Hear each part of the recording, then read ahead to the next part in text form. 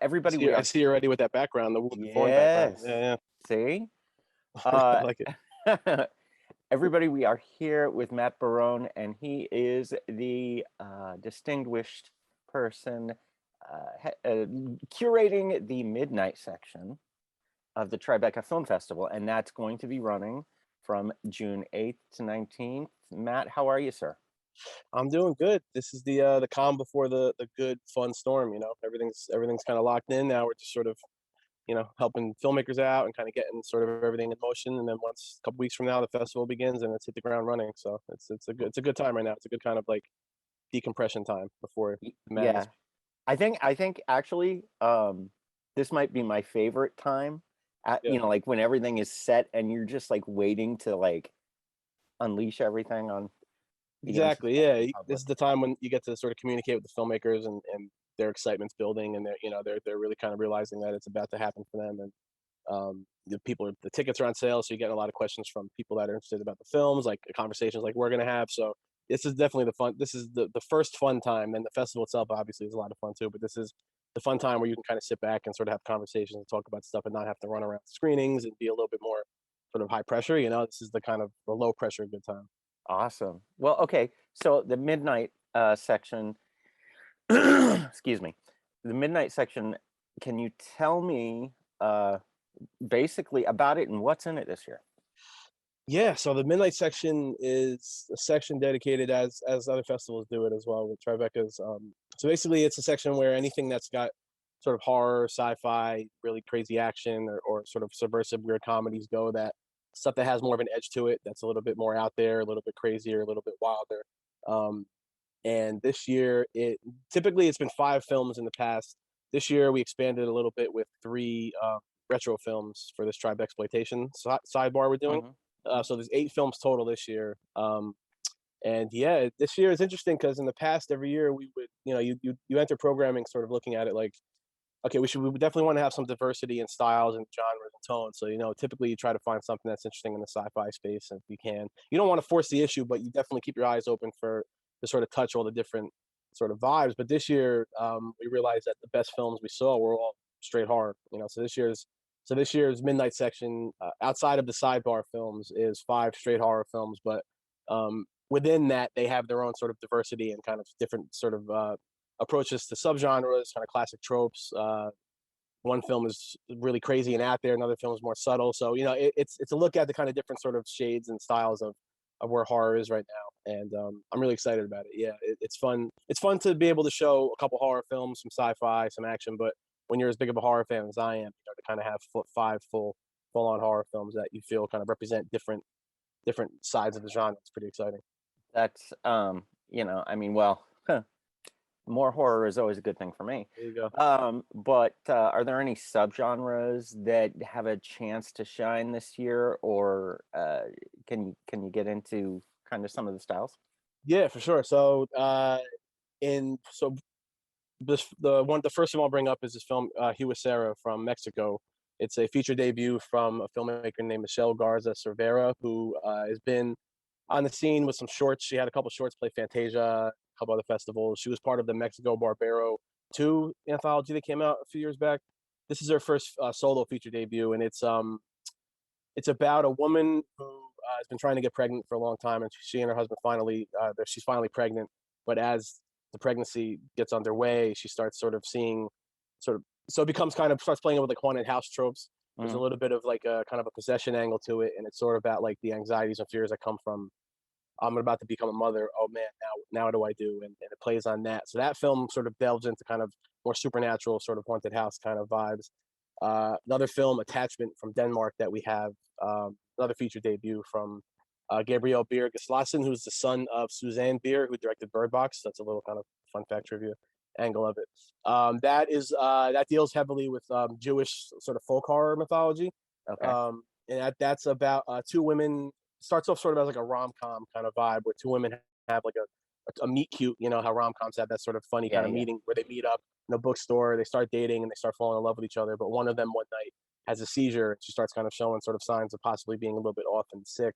So they go to that girl's house to spend time with her mother. Her mother's a really devoutly, intensely religious, Jewish religious woman, and it sort of plays on the idea of like a codependent relationship, that what happens when the codependent relationship, one of the person has a codependent relationship with their mother who is deeply religious, and that relationship is same sex. So it plays on a lot of that kind of tension. But in the Mm. midst of that, you get the sense of like, is the mother kind of doing something to her daughter? Why are there all these kind of weird sort of like religious symbols sort of popping up everywhere? Why is there a rabbi sort of popping in and out of this woman's life? And you're in the POV of the girl who's visiting her girlfriend's mother's house. So it's, you start kind of gradually goes from rom-com into sort of Jewish folk horror kind of gradually over the course of like 90 minutes. Then when you get to the third act, it's like full on kind of possession sort of I won't say specifically which Jewish folk horror tropes, but there's Mm. like pretty classic ones that show up in a kind of really unique way. So those are more the supernatural films. A Wounded Fawn, which is the what your background is, that's one that I can't say too much about because it's I don't know if you've seen Travis Stevenson's previous films, Girl on the Third Floor and Jacob's No, Wife.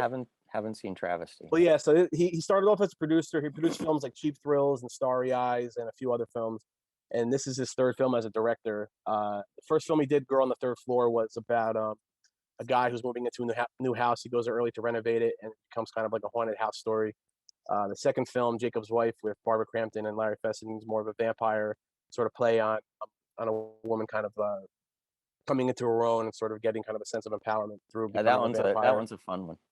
Yeah, I Yeah, actually that's fun. So yeah, so that one's great. And then but this one, A Wounded Fawn, is by far Travis's sort of craziest, most unhinged film. It's some of the it's a filmmaker taking some of the biggest swings I've seen all year. That's really exciting to me. Basically, so it starts off as a serial killer film. So to go back to your question about tropes and styles, it sure. starts off as a serial killer film starring Josh Rubin, the director of Scare Me and Werewolves Within. Oh, I love that guy. Yeah, he's great. He's Yeah, he's awesome. great in this. He's great in this too, and it kind of plays on his like kind of like disarming charm that he has. Hmm. Um, so he's a serial killer whose latest potential victim is this woman that he just started dating, and she's coming out of a tough kind of abusive relationship, and she's sworn off dating for a long time, and this is like her chance to like, okay, I'll get back into the dating pool with this guy who seems like innocent and harmless. So he brings her up to this like house he has kind of isolated up in the woods, and his plan obviously is to make her his next victim, but that's all the first act. Something kind of, things don't go as he planned, and it goes into just completely insane sort of Greek mythology kind of directions and weird sort of supernatural kind of like hallucinogenic, trippy, as you can tell by the image that you have behind you. I mean, that's kind of the whole second half of the movie is a lot of It's that going just so on. bonkers. I just had to pick it. I was like, Yeah, that's yes, it, I'm in. yeah, it's great. That's a film that like when I'm watching it when Travis sent it, and I was watching it, just like the whole second half, every sort of 5-10 minutes, I'm like, wow, he's really going for it. I'm like, oh, I never seen that before. Holy shit.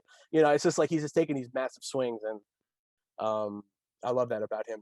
He's willing to kind of sort of put himself out there and go out there, because it really goes kind of crazy to where like I think some people are gonna like love it, and some people are gonna be like, what the hell did I just watch? And like kind of like a That confused sounds way. a lot like Alex Garland's Men that just came out. Oh, Uh, I'm seeing that tonight, and I can't wait to see it. I need to know It's what you think. Yeah, that's the because vibe. That's the kind of general consensus I'm getting, is it's out there, and you're gonna love because it or yeah, he takes some pretty big swings as well, and it's like yeah. so Yeah, that's exciting to hear, because I love that kind of approach. yeah. Uh, I so like what about it? What is it about the horror genre and midnight and all that stuff that is just so exciting and alluring to? I mean, I could verbalize it, but what to you? Why are you heading this section? I mean, it's a loaded answer, but I mean, it sort of starts from just growing up as a kid loving this stuff. My dad put me onto it when I was little. I was a little kid. He showed me all the Universal monster movies. And then Abbott and Costello Meet Frankenstein was a big one. And then I discovered Night of the Living Dead at a sort of the wrong age, of about 8 or 9. And that kind of blew my mind. And from there, it just was I've loved it ever since. And I think as I've gotten to actually make a career out of programming it, and working in this side of things, just it's you don't get the reactions you get in a midnight screening or a horror screening, or after you show a horror film to a friend or a midnight film to a friend. Those reactions, you don't get those reactions at anything else. There's a visceral kind of quality to it that I love, and I love talking about these films with people. I love kind of seeing people kind of taken by surprise by these kinds of films. I love the fact that you can like Night of the Living Dead, like I said, is the one that kind of blew my mind. When I was 8 or 9, I couldn't read into like the deeper subtext of it because I was just a kid being scared, out of my mind. But as I got older and kept sort of being fascinated by that movie, to sort of see what Romero does with that and all his films, where you could tuck in social commentary and sort of big ideas within the kind of like Trojan horse of what the genre is. I love that about it, and I love that about a film like Attachment. Attachment's a film that's dealing with a lot of sort of like important sort of issues and things are centered around same-sex relationships and kind of like the dealing with the sort of religious pushback of that, but it's doing it in a very kind of accessible, funny, scary, entertaining way. Mm. And that's the kind of thing that you can't. It's hard to do that in other genres. If you try and do that in drama, you can sort of become preachy, or Yeah. it gets too heavy-handed. Whereas you can, look at Jordan Peele, a guy like him. He's a great example of it currently. These filmmakers have a lot to say, but they realize that I could make a drama about this sort of heavy sort of topic that it's going to feel sort of heavy-handed, or it's going to feel like it's talking down to the audience, or it's not going to be entertaining. They're not going to want to sit through it and watch it. Or I could tuck that into an idea about ghosts or about aliens or about possession or whatever, make it entertaining so people can watch it, have a great time with it, but then when they leave they can start thinking about it and be like, oh yeah, wait, there's more going on. Mm. So I love that about the genre. To me, it's the one genre where you can do so much with it, and there's an element of surprise to where as a fellow horror fan, people don't. Not everybody from the outside of the genre sees it this way, So it's fun to like find the right movies to show them, and be like, oh, you think horror is one thing? Well, watch this, and sort of seeing people kind of have this like awakening moment. Oh wow, Mm-hmm. there's more going on in the genre than we thought, and that's sort of something that at least specifically with this midnight section. I love that the people I work with are very open to like embracing that, and kind of using the sort of lore of the Tribeca the film festival, and people coming to the film festival because the festival's got a great reputation for documentaries and stuff like that. So people come to the festival looking for one thing, they check out the midnight movies. Hopefully, they can sort of open up their what they thought the horror genre could be in a positive way. So that's kind of a fun challenge that I look at it as. Yeah, most definitely. That's what like you were saying, I love showing people different horror films that challenge their perception of what horror is. Exactly. So and the last few years has been a lot of that too. It feels like the genre is in a great place because I feel like filmmakers are empowered by that now. Because like somebody like Jordan Peele, can do that with Get Out in a big way, and sort of give people the motivation to be like, oh wow, yeah, that there's an audience for this kind of something that has more going on with it, that's more challenging. So it feels like a lot of the submissions that we get and a lot of stuff I see just throughout the year, I'm seeing more and more of that kind of confidence and people taking chances and trying to do more with the genre, which is exciting. It's yeah, it feels like I'm sure every generation people say this is the best time for the genre. People from the '80s with slashers, they love that. '70s, but they had a right to say that because the '70s movies are incredible. I feel like people in the genre now really are in a kind of like a renaissance period of it. Everybody's comfortable with taking chances. People want to hear new voices. They want to hear different perspectives, and people are open to that and embracing that. So I think it's like the sky's the limit for what horror and midnight sort of kinds of films can be right now. totally agreed. And speaking in particular of the midnight section, it's also one of my favorite sections at any festival at all because of the energy of the audience. Yeah. Because of the way they're so engaged and so just just eager to see something come at them. Yeah, exactly. Yeah. Yeah, I mean, have you seen that at Tribeca developing, and is there a big audience for the midnight films coming Yeah, moving forward? it's definitely growing. I mean, the festival's had the section for a very long time. I've been personally working with them for the past like 4.5, 5 years, in different capacities now. I've sort of worked my way up, but yeah, it's definitely the last say 5 or 6 years. The midnight section's definitely gotten much more kind of notice. A lot of more people reach out to us about it. A lot more, people are submitting their films to us first, which is exciting. And the audiences are there. It's a tough balance because I don't know if you've been to anything in Austin like South by Southwest or Fantastic Fest and stuff like. Like the Austin crowd. Austin has its own sort of unique kind of crazy energy. Yeah. Whereas New York City has that, but New York City's it's not as like automatic. So you kind of have to earn it a little bit more at times with New York City. So it's really dependent on the specific films. Like we world premiered last year. We Need to Do Something. I don't know if you've seen that. It was with Pat Healy and the family's locked in the bathroom during like a tornado. It came out. IFC. I didn't get to see it. It's fun. Yeah, it's a fun. It's a single location kind of crazy sort of a lot of comedy, a lot of sort of it goes kind of out there with it, and that was a good crowd movie. The crowd really reacted well to that. I feel like A Wounded Fawn is a movie that's really going to get crowd reactions.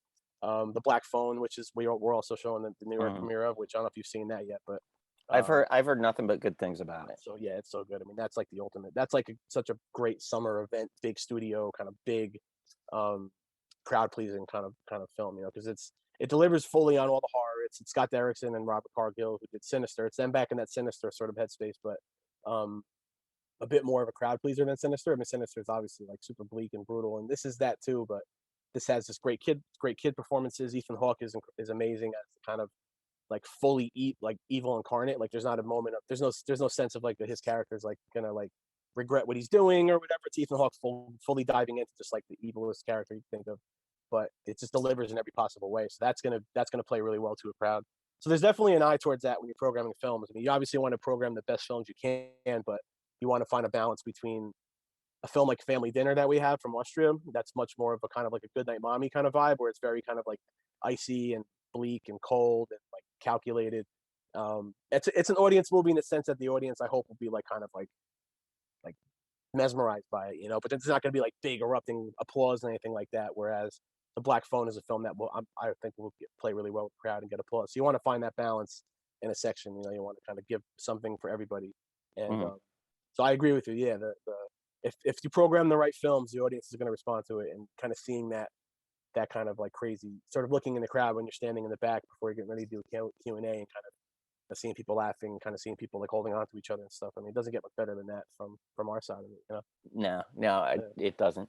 Well, I'm so excited for Tribeca and the midnight section, and um, I'm really eager to see kind of the different reactions of from the different movies. It sounds like you have a great variety. So Yeah, hopefully we're excited to see what people think. I mean, that's always when you go through this process of programming it, you love like me and the rest of the programmers love the film. Then you sort of sit back and you start waiting on the audience reactions. But I do think I'm pretty confident. I'm very confident that I think we covered horror as well as we could this year, and I think that each film delivers in its own way. So I hope that people get a chance to see all of the midnight films, kind of see the full sort of spectrum of it. I'm excited though. Yeah, hopefully you love everything you see, and hopefully everybody watching this has a good time when they make it to Tribeca, because it's a lot of fun putting the section together. So now it's in your hands to watch it and hopefully enjoy it. excellent. Well, thank you so much, Matt, for talking to us and talking about the midnight section and horror, and so good. And best of luck to you guys at the festival. And yeah, let us know how everything goes. Okay. Definitely appreciate you taking the time, man. Thank you All for right, doing this. buddy. This was fun. Thank you so much.